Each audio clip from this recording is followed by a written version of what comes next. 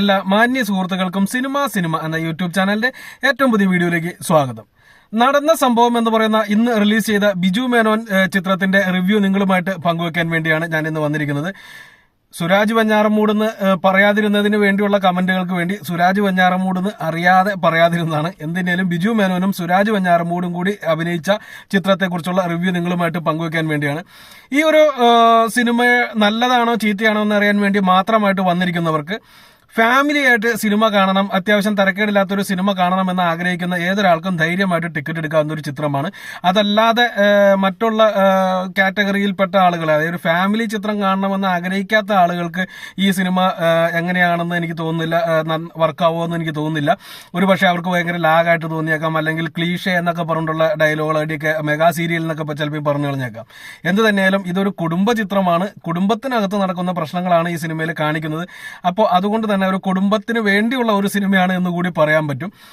ഒരു നല്ല സിനിമ എന്നാണ് ഒറ്റ വരിയിൽ പറയേണ്ടത്. ഇനി ഇതിന്റെ കുറച്ചുകൂടി ഡീറ്റെയിൽ ആയിട്ടുള്ള റിവ്യൂയിലേക്ക് കടക്കുന്ന സമയത്ത് നിങ്ങൾ ട്രെയിലർ കണ്ടതായിരിക്കും എന്ന് ഞാൻ വിശ്വസിക്കുന്നു. ട്രെയിലർ അത്യാവശ്യം തരക്കേടില്ലാതെ ഹിറ്റായ ഒരു ട്രെയിലറാണ്. എനിക്കും വളരെയധികം ഇഷ്ടപ്പെട്ടു.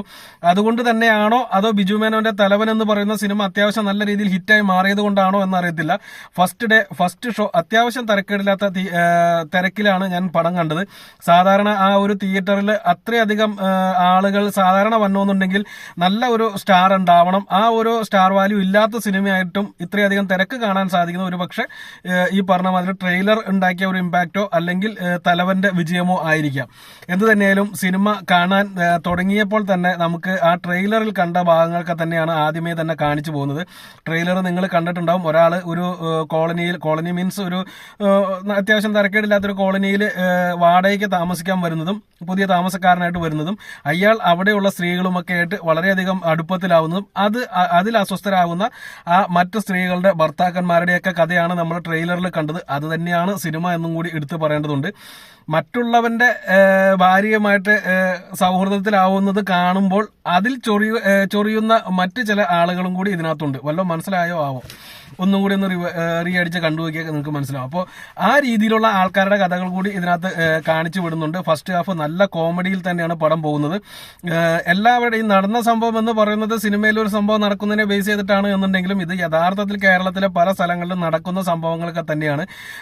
ഈ മറ്റ് സ്ത്രീകളുമായിട്ട് ബന്ധം സ്ഥാപിക്കുന്ന വ്യക്തിയുടെ ആ ഒരു കാഴ്ചപ്പാട് ഏത് രീതിയിലാണ്, നെഗറ്റീവാണോ പോസിറ്റീവാണോ എന്ന് നമുക്കറിയത്തില്ല.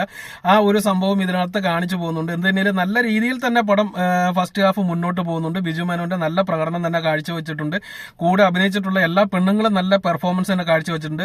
അതുപോലെ തന്നെ ഈ പറഞ്ഞ അവിടുത്തെ ഭർത്താക്കന്മാരായിട്ട് അഭിനയിച്ചിട്ടുള്ളവരും നല്ല രീതിയിൽ തന്നെ പ്രകടനം കാഴ്ചവെച്ചിട്ടുണ്ട്. ആ ഭർത്താക്കന്മാരുടെ നേതാവായിട്ട് സുരാജ് വെഞ്ഞാറമൂടും നല്ല രീതിയിൽ തന്നെ കൈകാര്യം ചെയ്തിട്ടുണ്ട്. തനിക്ക് കിട്ടിയ വേഷം എന്ന് തന്നെ പറയേണ്ടിയിരിക്കുന്നു. ഫസ്റ്റ് ഹാഫിൽ പ്രത്യേകിച്ച് നെഗറ്റീവ് ഒന്നും തന്നെ പറയാൻ പറ്റാത്ത രീതിയിൽ തന്നെ സിനിമ മുന്നോട്ട് പോകുന്നുണ്ട്. സെക്കൻഡ് ഹാഫിലേക്ക് കടക്കുന്ന സമയത്ത് ആ ഇന്റർവെല്ലാണ് ഈ പറഞ്ഞ സംഭവം നടക്കുന്നത്. നിങ്ങൾ ട്രെയിലറിൽ കണ്ടിട്ടുണ്ടാവും. ബിജു മേനോനെ സുരാജ് വന്നിട്ട് ഒരു വടിയെടുത്ത് അടിക്കുന്നതും കുറച്ച് കാര്യങ്ങളൊക്കെ. അതിനുശേഷം ആ ഒരു കേസ് പോലീസ് സ്റ്റേഷനിലേക്ക് പോകുന്നു. പിന്നീട് അവിടെ നടക്കുന്ന കാര്യങ്ങളാണ് സെക്കൻഡ് ഹാഫിലേക്ക് വരുന്നത്. അവിടെ ഒരു കുറച്ച് പോരായ്മകൾ എനിക്ക് തോന്നി എന്നുള്ളത് സത്യമാണ്. ആ പോരായ്മകളിലെ ഏറ്റവും പ്രധാനപ്പെട്ട സംഭവം എന്ന് പറയുന്നത് ഈ സിനിമയുടെ സെക്കൻഡ് ഹാഫ് ഏകദേശം പൂർണ്ണമായിട്ടും പോയിരിക്കുന്നത് പോലീസ് സ്റ്റേഷനകത്ത് മാത്രം വെച്ചിട്ടാണ്. അതായത് ഈ സംഭവം നടന്നതിന് ശേഷം അന്ന് രാത്രി വരെയുള്ള കാര്യങ്ങളാണ് അവിടെ നടന്നുകൊണ്ടിരിക്കുന്നത്. അപ്പോൾ ഒരേ ലൊക്കേഷനിൽ സാധാരണയായിട്ട് സിനിമകൾ ഒതുങ്ങുമ്പോൾ നമുക്ക് പല രീതിയിലുള്ള പോരായ്മകളും അല്ലെങ്കിൽ ലാഗും ഒക്കെ തോന്നിയേക്കാം. അതെല്ലാം ഈ സിനിമയിലും വരുന്നുണ്ട്. അതിനെയൊക്കെ മറികടക്കാൻ വേണ്ടി ചെറിയ ചെറിയ സംഭവങ്ങളൊക്കെ അവിടെ ഇടുന്നുണ്ട് എന്നുണ്ടെങ്കിലും ചിലതൊന്നും വർക്ക് ആവുന്നില്ല എന്ന് തന്നെ പറയേണ്ടിയിരിക്കുന്നു. ആ പൊളിറ്റീഷ്യൻസിന്റെ ഒക്കെ പ്രശ്നങ്ങൾ കാണിക്കുന്നതൊന്നും അത്രയും അങ്ങോട്ട് വർക്കായി എന്ന് എനിക്ക് തോന്നുന്നില്ല. പടം കണ്ടവരോടാണ് ഞാനീ പറയുന്നത്. പക്ഷെ എന്നിരുന്നാൽ പോലും ഒരു മോശം എന്ന് പറയാവുന്ന അവസ്ഥയിലേക്ക് സെക്കൻഡ് ഹാഫിന്റെ ആ ഒരു പോർഷൻസ് പോകുന്നില്ല. അത് കഴിഞ്ഞിട്ട് ഈ നടന്ന സംഭവം ഒരു ഒത്തുതീർപ്പാക്കുന്നുണ്ട്. ആ ഒത്തുതീർപ്പിന് ശേഷവും ഒരു സംഭവം നടക്കുന്നുണ്ട്. അത് എല്ലാം ഗംഭീരമായിരുന്നു എന്ന് തന്നെ പറയേണ്ടിയിരിക്കുന്നു. ക്ലൈമാക്സിലേക്ക് എത്തുമ്പോൾ വളരെ മനോഹരമായിട്ട് തന്നെ സിനിമ അവസാനിപ്പിച്ചു. ഒരു സാധാരണ ക്ലീഷേ ക്ലൈമാക്സ് വരാനുള്ള എല്ലാവിധ സാധ്യതകളും അതിന്റെ അകത്തുണ്ടായിരുന്നു.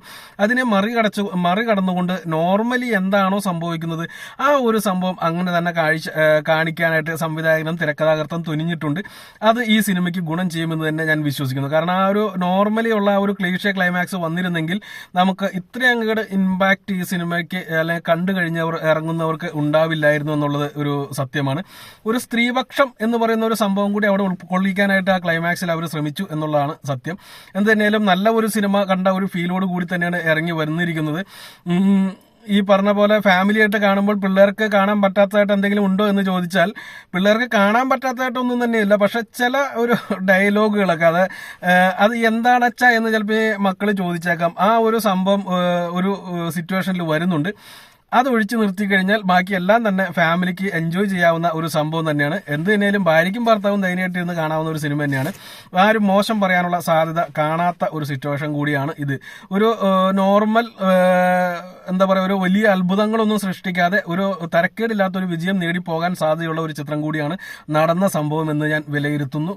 എന്ത് തന്നെയാലും ഒരാഴ്ചത്തേക്ക് വേറെ പ്രത്യേകിച്ച് വലിയ എതിരാളികളൊന്നും ഇല്ലാത്തത് കൊണ്ട് തന്നെ സിനിമ തരക്കേടില്ലാതെ തിയേറ്ററുകളിൽ പിടിച്ചു നിൽക്കുമെന്ന് തന്നെയാണ് വിശ്വസിക്കുന്നത്. ഇനി ഇതിന്റെ നെഗറ്റീവ് പോയിന്റ്സിലേക്ക് വരുമ്പോൾ ഞാൻ നേരത്തെ പറഞ്ഞ പോലെ തന്നെ ഇതെല്ലാം പോസിറ്റീവാണ് ഞാൻ ഈ പറഞ്ഞത്. അതായത് നെഗറ്റീവ് വളരെ കുറച്ച് മാത്രമേ ഉള്ളൂ. എന്നാൽ പോലും നെഗറ്റീവ് എന്ന് പറയാവുന്ന രീതിയിൽ തോന്നിയത് ഈ സെക്കൻഡ് ഹാഫിൽ പോലീസ് സ്റ്റേഷനിൽ മാത്രം ഒതുങ്ങി നിന്ന സീനുകൾ, ആ സീനുകളിൽ അതിനെ മറികടക്കാൻ വേണ്ടി കൊണ്ടുവന്നത്, അതായത് ആ ഒരു സിറ്റുവേഷനിൽ മാത്രം അല്ലെങ്കിൽ ഒരു ലൊക്കേഷനിൽ മാത്രം കഥ പറഞ്ഞു പോകുന്നതിന് പകരമായിട്ട് അതിനെ ആ ബോറടി മാറ്റാനായിട്ട് അവർ കുറച്ച് സിറ്റുവേഷൻസ് അവിടെ ആഡ് ചെയ്ത് കൊണ്ടുവന്നിട്ടുണ്ട്. ഒരു രാഷ്ട്രീയക്കാരന്റെ സംഭവം വരുന്നുണ്ട്, വേറെ ഒരു കൊലയാളിയുടെ കേസ് വരുന്നുണ്ട്, വേറൊരു ഹിന്ദിക്കാരന്റെ കേസ് വരുന്നുണ്ട്. അപ്പോൾ അതൊന്നും അത്രയും അങ്ങോട്ട് വർക്കായില്ല എന്നുള്ളതാണ് സത്യം. അതിന്റെ ഇടയിൽ ഫ്ലാഷ് ബാക്ക് ഒക്കെ പോകുന്നതൊക്കെ നല്ല രസമുണ്ട്. പക്ഷെ ആ ഒരു സംഭവം അത്ര അങ്ങോട്ട് എനിക്ക് വർക്കായില്ല എന്നുള്ളതാണ് എടുത്തു പറയേണ്ടത്. അത് മാത്രമാണ് എനിക്കൊരു നെഗറ്റീവായിട്ട് ഈ സിനിമയിൽ തോന്നിയത്. അതൊരു വലിയൊരു നെഗറ്റീവായിട്ട് തന്നെ എനിക്ക് ഫീൽ ചെയ്തു എന്നുള്ളതാണ് സത്യം. അത് പ്രത്യേകിച്ച് സെക്കൻഡ് ഹാഫിൽ വരുമ്പോൾ നമ്മൾ പടം ഇന്റർവെല്ലിൽ വരെ വളരെയധികം എൻജോയ് ചെയ്ത് കണ്ട പടത്തിനകത്ത് സെക്കൻഡ് ഹാഫിലേക്ക് ഇങ്ങനെ ഒരു സ്റ്റാർട്ടിങ്ങിൽ തന്നെ ഇങ്ങനെ ഒരു സിറ്റുവേഷനിലേക്ക് വരുമ്പോൾ ഉണ്ടാകുന്ന കുറച്ച് പ്രശ്നങ്ങൾ അവിടെ തോന്നുന്നുണ്ട്. ജോണി ആന്റണി എസ്ഐയുടെ കഥാപാത്രം വളരെ മനോഹരമാക്കി. ലാലു ലക്സ് വളരെ കുറച്ചുള്ളൂ എന്നുണ്ടെങ്കിലും നല്ല മനോഹരമാക്കി ചെയ്തിട്ടുണ്ട്. കുറെ കാലങ്ങൾക്ക് ശേഷമാണ് ലാലു ലക്സിന്റെ തിയേറ്ററിൽ കാണുന്നത്. അദ്ദേഹത്തിന്റെ പടങ്ങൾ 1-2 ഇറങ്ങി എന്നുണ്ടെങ്കിലും കാണാൻ സാധിച്ചില്ല. എന്ത് തന്നെയാലും ഇതിനകത്ത് ചെറിയ വേഷമാണ് എന്നുണ്ടെങ്കിലും മനോഹരമായിട്ടുണ്ട് എന്ന് തന്നെ പറയേണ്ടിയിരിക്കുന്നു. എല്ലാത്തിനും അപ്പുറമായിട്ട് ബിജു മേനോനും അതുപോലെ തന്നെ അഭിനയിച്ച നായികമാർ, ബിജു മേനോന്റെ ഭാര്യയായിട്ട് അഭിനയിച്ച പെണ്ണായാലും അതുപോലെ തന്നെ സുരാജ് വെഞ്ഞാറമൂടിന്റെ ഭാര്യയായിട്ട് അഭിനയിച്ച സ്ത്രീ ആയാലും, അവരുടെ പേര് ഞാൻ മറന്നു, അവരുടെ പേര് അറിയാമായിരുന്നു. സുരാജ് വെഞ്ഞാറമൂടിന്റെ ഭാര്യയായിട്ട് അഭിനയിച്ച് രണ്ടും ഗംഭീര പ്രകടനം തന്നെ കാഴ്ചവെച്ചിട്ടുണ്ട്. പ്രത്യേകിച്ച് സുരാജിന്റെ ഭാര്യയായിട്ട് അഭിനയിച്ച സ്ത്രീ നല്ല ഗംഭീരമായിട്ടുള്ള പ്രകടനം കാഴ്ചവെച്ചിട്ടുണ്ട്. കൂട്ടുകാരികളായിട്ട്, അതായത് അടുത്തുള്ള സ്ത്രീകളായിട്ട് അഭിനയിച്ചവരും നല്ല പ്രകടനം കാഴ്ചവെച്ചിട്ടുണ്ട്.